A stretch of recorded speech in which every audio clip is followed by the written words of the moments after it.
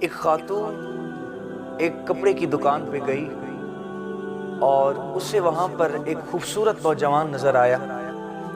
جب اس نوجوان کو اس نے دیکھا تو شیطان اس کی طرف مائل ہوا اور اس پر غالب آ گیا، اور اس نے یہ ارادہ کیا کہ میں اس نوجوان کے ساتھ بدکاری کروں۔ تو اس نے اس دکان سے بہت سارا کپڑا خریدا، اور کپڑا خریدنے کے بعد دکان کے مالک سے یوں کہا کہ میرا سامان کافی ہو گیا ہے، اس لیے اس نوجوان کو میرے ساتھ بھیجو کہ میرا یہ بوجھ میرے گھر تک مجھے چھڑوائے۔ تو دکان کے مالک نے اس نوجوان کو اس خاتون کے ساتھ بھیجا اور جلدی آنے کی نصیحت بھی کی۔ وہ نوجوان اس خاتون کے ساتھ چل پڑا، اور جب اس کے گھر میں پہنچا تو اس نے گھر کے دروازے بند کر لیے اور سامان رکھنے کو کہا، اور برائی کی نیت سے، بدکاری کی نیت سے اس نوجوان کی طرف مائل ہوئی۔ لیکن وہ نوجوان اللہ تعالیٰ کا ولی تھا، اس کے دل میں اللہ تعالیٰ کی محبت تھی، آنکھوں میں حیا تھا، اور اللہ کا خوف اس کی سینے میں تھا۔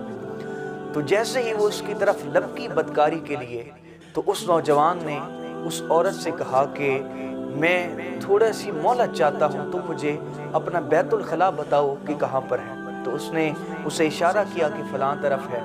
وہ نوجوان اس بیت الخلاء میں گیا اور اس کی گندگی اپنے جسم پہ مل لی، اور وہ ملنے کے بعد، اپنے چہرے پہ ملنے کے بعد باہر آیا۔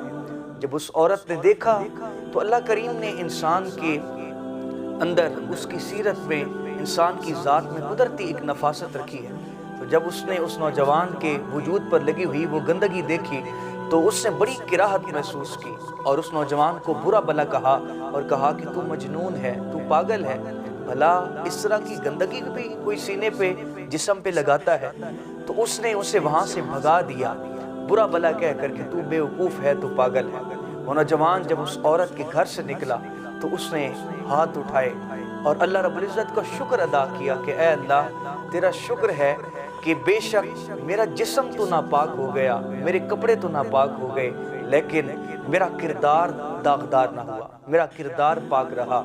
میرے جسم پر تو داغ لگ گیا، لیکن میرے کردار پر کوئی داغ نہ لگا۔ اور روایت میں آتا ہے کہ وہ نوجوان جب اس دنیا سے رخصت ہوا تو اس کی قبر سے خوشبو اٹھتی تھی، اور لوگ اس کی خوشبو لینے کے لیے اس کی قبر پر آیا کرتے تھے اور اس کی دعائیں مغفرت کرتے تھے۔ تو حیا کا سلامت رہنا یہ بہت ضروری ہے۔ نبی پاک صلی اللہ علیہ وآلہ وسلم ایک مرتبہ ایک گلی سے گزرے تو ایک صحابی اپنے بھائی کو نصیحت کر رہے تھے کہ تیرے اندر حیا بہت زیادہ ہے اور تو جھجکتا بہت ہے، لہٰذا اس چیز کو اپنے اندر سے ختم کرو۔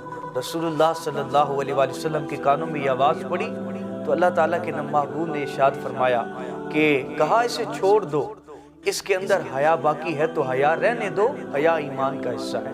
تو اس لیے آج کے نوجوان کے لیے ضروری ہے کہ وہ اپنے اندر حیا کو سلامت رکھے اور حیا کا دامن کبھی نہ چھوڑے۔